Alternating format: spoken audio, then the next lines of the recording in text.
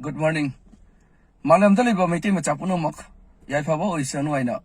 Isor da khuram jari ibudo pakhang ba amasung ima panthai wina meeting macapuno makta chanbi ba oisanu.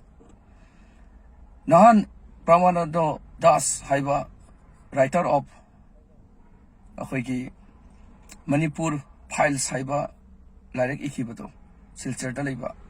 Magi matakta ngarang akhoi group amasung All Assam Meiteis Women and Protection Development Committee haiba akhoi President Secretary Vice President punong pullaga silchar Sodor Thana da akhoi case file amatawi police FIR amatawi adogi matung ina police na action launi haina hairei ado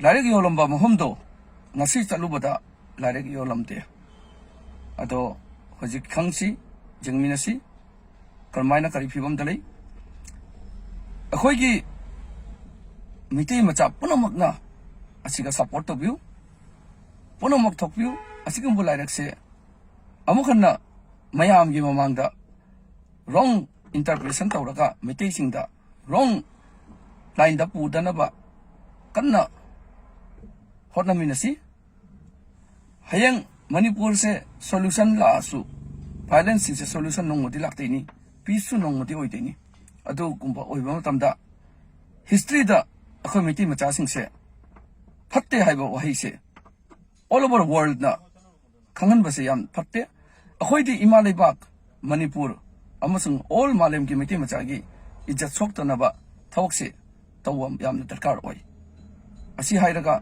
mayamna support to na witamak ai Okram Lakhikanta Singh, General Secretary of Meiteis Chamber of Commerce, Assam, Mayambu request tawjari. Silchar Sodor Thana da police case tawre Prabha Nananda Das, writer of Manipur files ki. Ado Mayamna amatta oina support taminasi. Asi lairek se